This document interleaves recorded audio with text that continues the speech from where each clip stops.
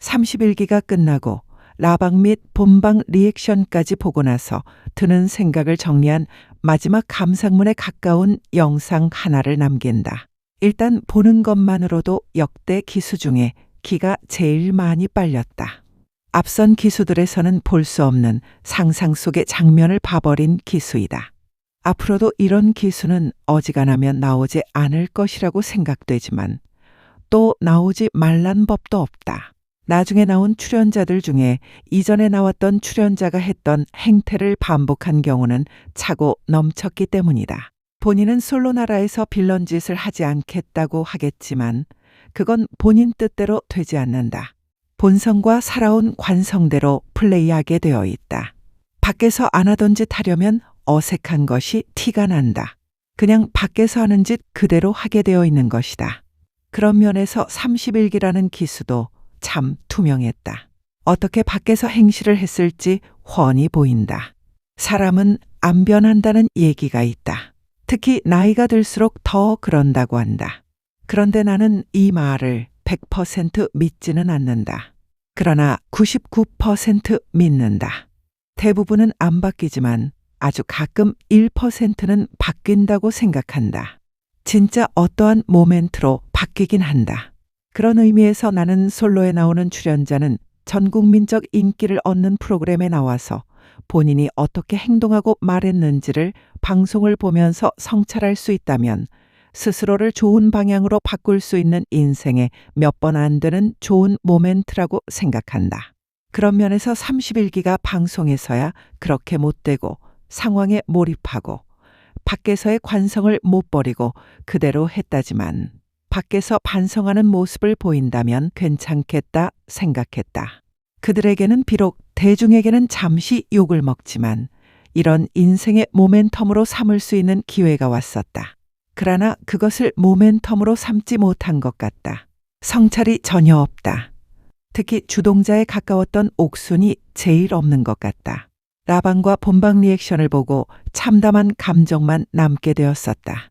옥순이 뒷담 까는데 순자 보고 안으로 들어오라든지 감정선을 깨라고 하는 장면을 보면서 재밌다고 깔깔거린 부분뿐 아니라 상철이 순자 없는 곳에서 순자 보고 왜 뒷담을 듣고 있냐고 하는 부분과 경수가 없다고 본인도 옥순같이 경수를 뒷담 까는 부분이 있었다. 그리고 상철 본인이 무엇이라도 된 것 마냥 중재도 아니고 판사처럼 전지적 옥순 입장에서만 좋게 들리는 말을 하면서 판결 내리듯이 이건 이렇고 저건 저렇고 입을 나불대는 꼴과 더불어서 영자는 듣기 싫어서 나갔다니 옥순이 현명했다고 하는 부분 및 광수가 벤치에 순자 핸드폰을 일부러 놓고 간 거 아니냐고 봉창 두드리면서 상황 파악 못하는 애새끼 모멘트를 보였던 것과 영숙은 본방 리액션 내내 본인이 얼마나 멋지게 나왔을까 조마조마하면서도 순자가 힘들었겠지만 본인도 만만치 않게 힘든 시간을 보냈다는 듯한 눈빛으로 방송화면을 바라본 모습 등을 보면서 그냥 이 기수는 텄다고 생각했다. 상황 판단을 제대로 하는 사람 한 명 없이 분위기에 휩쓸리는 사람만 모였으니 어쩌면 31기 사태는 예견된 일이었다고 생각된다. 돌아가는 상황 판단 하나 제대로 파악 못하고 또 지네들끼리 모여서 낄낄거리면서 술 마시며 방송 보던 바이브가 나와버렸다. 이 정도 뒷담 정도야 예민하게 받아들인 순자의 잘못이라는 사람들이 모인 곳이다. 일련의 사태를 다 보고서도 구역질이 안 나면 그건 그들과 비슷한 멘탈과 시선으로 이번 사건을 바라봤다고 봐도 과언은 아니다. 나는 순자나 경수가 절대선이고 찬양받아야 하는 성인군자라고 생각하지 않는다. 그들도 우리 모두와 같이 다 결함이 있는 인간들이다. 그러나 우리가 최소한 출연자들을 판단할 때는 모든 것을 싹 빼놓고 오로지 나는 솔로에 나온 모습만을 보고 판단할 뿐이다. 그 안에서의 인간관계를 생각하면 엄연히 순자는 피해자가 맞고 경수 역시 그 쓰레기 같은 여자방에서 수도 없이 입에 오르고 내리며 아무도 안 좋아하고 그냥 거기 있는 여자들 가지고 노는 그렇고 그런 남자로 만들어버린 것이다. 방송을 극적으로 만들기 위해 편집의 희생자이기도 하다. 결론적으로 경수도 피해자인 것이다. 왜냐하면 경수가 아무도 선택하지 않거나 순자를 선택했어도 현실 커플이 되지 않았다면 가지고 놀았다는 부분은 맞는 것일 수 있다.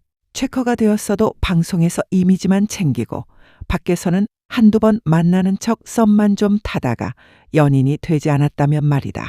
그래서 나는 방송에서 별 바이브가 느껴지지 않았는데 선택을 위한 선택만을 하고 현실 커플 되지 않은 사람은 방송을 통해서 본인 이미지만 열심히 챙기고 진정성 없이 했구나라고 생각한다. 그런 의미에서 경수가 전 국민이 보는 방송에 얼굴 까고 나와서 최커가 되고 결국 현커가 되었다는 것은 현재 본인의 여자친구는 순자라고 광고를 하는 것이 되는 것이기 때문에 최소한 그의 진정성은 인정해줘야 한다. 그러니 그런 진정성을 가진 경수를 진정성 없는 사람으로 만들었으니 피해자라고 한 것이다. 그런데 오히려 영식이나 정희는 웃으면서 재밌게 방송에 나와 본 적이 없다.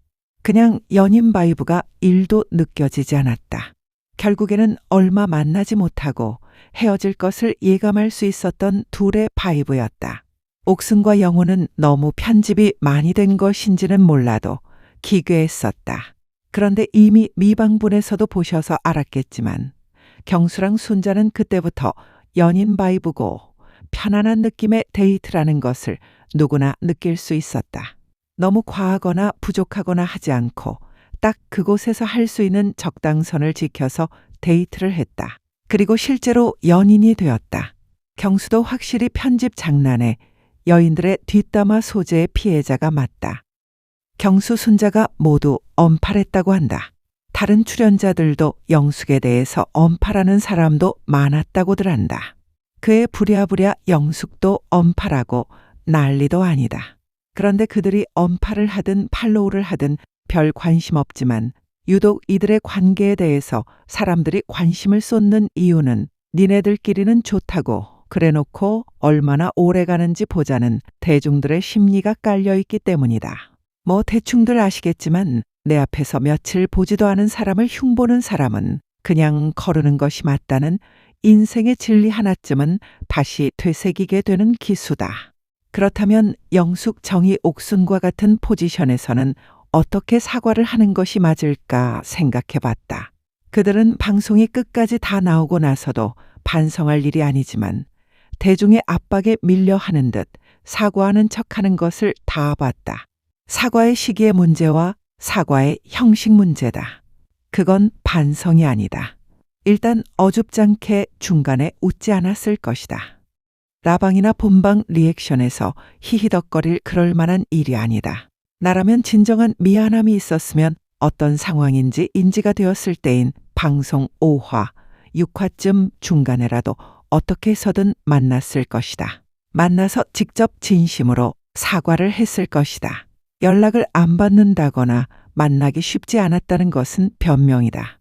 만나려면 무조건 만날 수 있다. 의지의 문제겠다. 그리고 내가 그들에게 사과했다고 SNS에 절대 올리지 않겠다. 라방에서 다시 사과할 때까지 사전에 순자와 경수에게 사과했다는 것을 그들만 알도록 하겠다. 그리고 방송이 끝나고도 라방에서도 순자와 경수를 직접 보고 일어서서 고개를 숙여 사과했을 것이고 그들에게 사전에 준비한 편지를 각자에게 써서 전달했을 것이다. 부족한 본인을 용서해달라고 했을 것이다. 그러면 그들이 먼저 일어나서 몸둘 바를 몰라서 사과를 받아줬을 것이다. 그리고 나는 그들의 연애를 진심으로 축복했을 것이다. 그러고 나서야 대중들에게도 사과를 했을 것이다. 무슨 인조가 삼전도 굴욕과 같이 땅바닥에 머리를 조아리고 삼전도 비석을 세우고 조공을 바치라는 것이 아니다. 내 기준에서는 역지사지로 순자 입장이라면 이 정도면 진정한 사과라고 받아들일 것 같아서 이 정도는 했을 것 같다고 생각한 것이다. 사과는 누가 사과하라고 해서 하는 사과는 사과가 아니다. 그런 의미에서 그들은 사과를 하지 않았다. 나는 왜 영호 옥순 커플과 영식 정희 커플이 헤어질 수밖에 없는지도 재밌게 영상을 만들려고 했다. 그런데 막방 이후로 일주일이 지났다. 그래서 라방이 끝나면 바로 라방에 관련해서 영상을 올렸어야 했는데 그 뒤에 누가 사과문을 올리고 누가 연락하고 누가 누구를 만나고 여러 상황이 벌어지다 보니 하루만 지나도 라방 영상 올리기가 애매해진 것이 사실이었다. 변명이겠다. 다음부터는 빨리 좀 올리도록 하겠다. 생각해보면 30기만 생각해봐도 30기가 기괴하다고 했다. 영철의 오열과 영숙의 잡돌이, 영자의 진심이 1도 안 느껴지는 선택을 위한 선택, 영식의 선 넘는 허당, 순자의 질투, 상철의 쪼잔함, 영수의 어장질 및 피 터지게 한번 싸워봐 드립 등 여러 스토리가 있었지만 그들의 이야기는 그들 안에서 끝났다. 대중이 또다시 씹고 뜯고 그러지 않았다.